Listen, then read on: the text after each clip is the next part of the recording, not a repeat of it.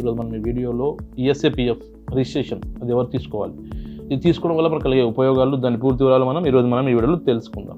ముఖ్యంగా మనము ఒక మ్యాన్ పవర్ ఏజెన్సీ స్టార్ట్ చేయాలన్నా, నెక్స్ట్ వచ్చేసి civil contract works, electrical contract works, private టెండర్తో మనం పార్టిసిపేట్ చేయాలన్నా, గవర్నమెంట్ టెండర్లో మనం పార్టిసిపేట్ చేయాలన్నా కంపల్సరీ మనం ఈఎస్ఏపిఎఫ్ అనే రిజిస్ట్రేషన్ మ్యాండేటరీ. ఈ ఈఎస్ఏపిఎఫ్ రిజిస్ట్రేషన్ తీసుకోవడం వల్ల ఎంప్లాయీస్కి బెనిఫిట్ చాలా ఉంటుంది.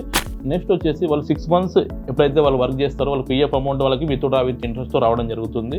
నెక్స్ట్ ఇదే కాకుండా ఈఎస్ఐ హాస్పిటల్ వాళ్ళకి సంబంధించిన ఏదైతే అనారోగ్యంలో ఉన్నప్పుడు వాళ్ళు హాస్పిటల్లో ఈఎస్ఐ హాస్పిటల్ గవర్నమెంట్ సపరేట్ ఉంటుంది, ఫ్రీగా వాళ్ళు ట్రీట్మెంట్ అనేది చేయించుకోవచ్చు. సో ఇలా కంపెనీ నుంచి ఈఎస్ఐపిఎఫ్ నెంబర్ అనేది కంపల్సరీ మనకి ఎంప్లాయీకి రావడం అనేది జరుగుతుంది. కొన్ని కంపెనీలు ఎలా ఉంటాయంటే కొన్ని హెవీ వర్క్స్ ఉంటాయి, సో దానివల్ల మనకి ఫ్యూచర్లో వచ్చే ప్రాబ్లమ్స్ కూడా చాలా ఉంటాయి. Especially man power agency run చేసేవారు, ఇట్లా నెక్స్ట్ కెమికల్ కంపెనీ, ఫార్మా కంపెనీలో చెప్పుకుంటూ పోతుంటే చాలా ఇండస్ట్రియల్ సెక్టర్లు చాలా ఉన్నాయి. సో అందరూ వచ్చేసి కంపల్సరీ వాళ్ళు కూడా ఈఎస్ఐపిఎఫ్ రిజిస్ట్రేషన్ అనేది చేసుకోవడం జరుగుతుంది. సో అందుకని చాలామంది ఈఎస్ఐపిఎఫ్ ఉన్న కంపెనీలో జాయిన్ కావడానికి ఎక్కువగా మొగ్గు చెప్తారు.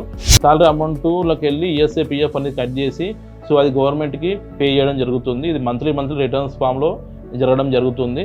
సో మనం ఆల్ ఓవర్ ఇండియా ఈ ఈఎస్ఐపిఎఫ్ రిజిస్ట్రేషన్ చేయడం జరుగుతుంది. మేము ఎక్స్ప్లెయిన్ చేసిన ఈ ఈఎస్ఐపిఎఫ్ రిజిస్ట్రేషన్ మీకు రిక్వైర్మెంట్ ఉంటే కింద కాల్ చేయండి. మ్యాచ్ ద్వారా పూర్తి తెలుసుకోండి. Thank you.